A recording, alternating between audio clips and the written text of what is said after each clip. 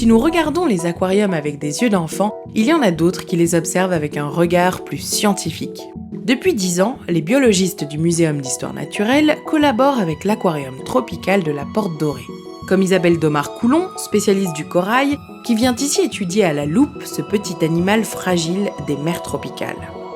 Parce que le corail héberge dans son squelette des micro-organismes qui jouent un rôle très important pour sa santé.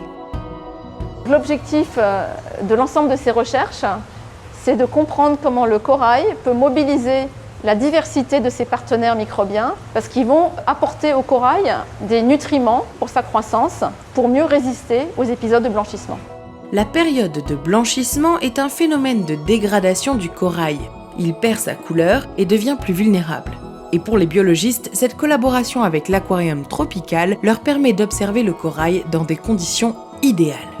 Alors l'intérêt pour moi, c'est de pouvoir avoir accès à des stades de vie très précoces qu'on ne peut pas voir facilement à l'œil nu quand on est dans un récif.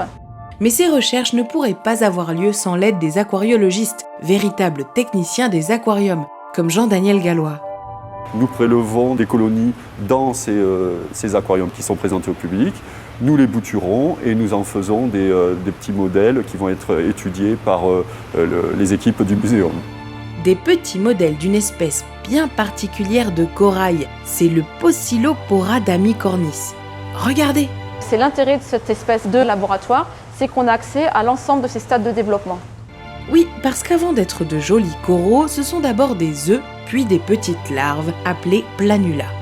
Et chaque jour, l'équipe d'aquariologistes contrôle la qualité de l'eau, mesure sa salinité, entretient les bacs. C'est important pour la vie des coraux et aussi pour faire des recherches dans de bonnes conditions. Ce qui nous caractérise, c'est que nous avons des aquariums qui sont stabilisés biologiquement. Ici, on a un éclairage qui est stable tous les jours. On a une photopériode, c'est-à-dire une alternance jour-nuit qui est stable tous les jours, une température qui est stable. Donc on a ce qu'on appelle des conditions plus contrôlées. Et il faut des années pour obtenir un tel équilibre biologique. Pour une entité comme le muséum, il faudrait avoir quasiment un aquarium public à disposition en interne pour pouvoir avoir cette stabilité. Cerise sur le gâteau, le Muséum national d'histoire naturelle peut profiter du réseau de l'équipe de l'aquarium tropical. Ce n'est pas rien. Il peut arriver parfois qu'à l'aquarium, nous ne puissions pas bénéficier d'une ponte de coraux, nous n'ayons pas assez de boutures. Et le muséum peut aller se fournir chez nos collègues, évidemment. Il n'y a pas de concurrence frontale entre les aquariums français, mais plutôt une collaboration. Et justement, cette collaboration entre scientifiques et techniciens aquariologistes, c'est aussi des échanges enrichissants entre les deux corps de métier. Chacun y trouve son compte.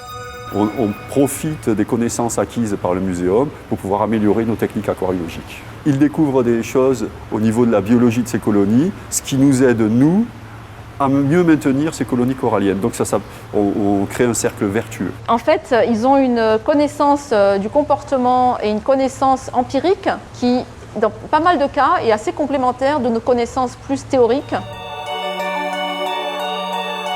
Nous formons une équipe finalement et chacun bénéficie des connaissances de l'autre.